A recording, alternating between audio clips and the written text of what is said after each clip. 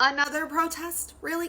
The left is so full of hate. Y'all just lost yourselves when Trump took office. And that's the reason why we have to have so many threat assessments all the time. It's because of extremists like you who just want to burn everything to the ground because your guy didn't win. That's why we had Trump have to do a government accountability office report.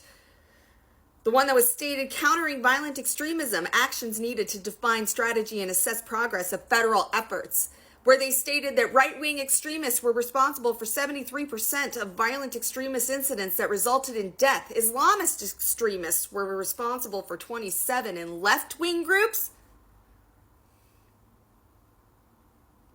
0. Okay, wait, was that Biden?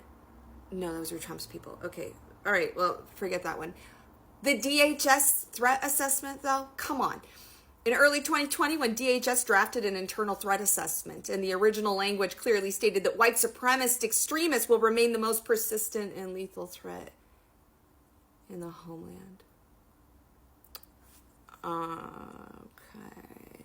All right, but the ADL report 2022, which tracks hate crime and extremism, they released the Murder and Extremism in the United States 2022 that found that all extremist-related murders in 2022 were committed by right-wing extremists, none by left-wing extremists. In 2021, 26 of 29 extremist murders were right-wing, left-wing linked murders, 0. All right. So when was the last time leftists were responsible for? The last confirmed... All right, here we go. The last confirmed left-wing extremist murder tied to a political group, not an individual dispute, was 2002, when an animal rights activist was linked to the killing of a medical research facility employee. All right, but that makes sense because you're gun-hating leftists. So, I mean, maybe you don't have technical deaths, but you're still going to go burn the city to the ground because that's what you do. You just want destruction. So, I just finished watching a video of your people doing this. And in this video, the one that I saw today, a man was in a gas mask with an umbrella smashing AutoZone windows. Remember? That went viral during the George Floyd protests. Member of Aryan Cowboy Brotherhood intending to trigger looting by impersonating Antifa. Okay, that was one incident. But Antifa US, we all remember seeing that circulate around, calling for violence in white neighborhoods because y'all are racist. It was operating by a white supremacist group, Europa? Found one.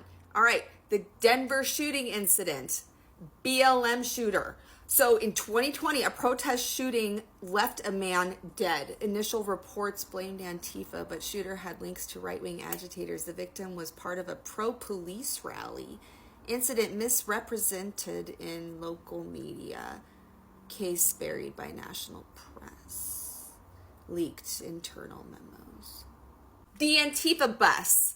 Okay? The Antifa bus. I remember that when viral Facebook posts and 4chan threads claimed buses full of Antifa were arriving to riot. In reality, no. Antifa showed militia groups used rumor to deploy armed checkpoints, allowed militias to occupy intersections.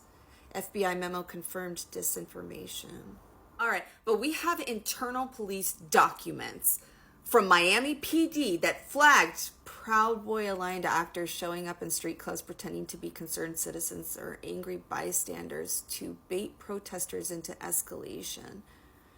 And the documents weren't released publicly till over a year later because of legal pressure. Wisconsin Kenosha fires that Antifa started were actually white supremacists. Following Jacob Blake's shooting, buildings were burned. Local law enforcement issued an Antifa bulletin. Actual suspects were white nationalists charged in federal court. Fuck. Citizen Intel Network.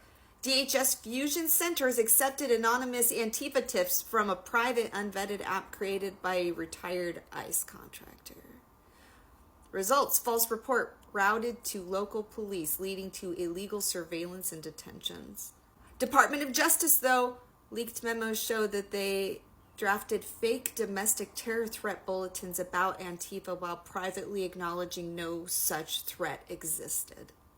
Tennessee cop city-style training camps linked to militia mock protests. Leaked 2023 training slides from private contractors show simulation of leftist unrest with role players acting as Antifa BLM, designed by former ICE personnel to train cops for how to respond, but used real protest footage and fake quotes from activists.